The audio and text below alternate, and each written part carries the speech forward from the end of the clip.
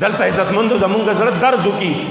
یو انسان ښکاره په ټي وي باندې کېناسته، سابقه غلیظ حکمران، او وی چې زه د فرانس خلاف اقدام نشم کولی، الټه یې په مونږ باندې د روژې په حالت کې چې کوم دی مسلمانان شهیدان کړه، په زرګونو جیلونو کې واچول.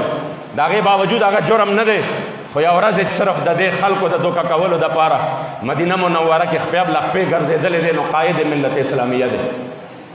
بل طرف ته د حضور د دین دپاره او عزت او ناموس دپاره ځوانانو سینې په ګولۍ باندې غلبیل کړی، خو هغه دهشتګرد دی.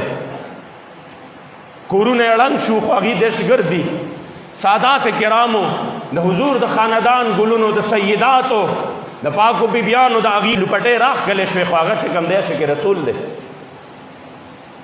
آخر دا کومه پیمانه ده؟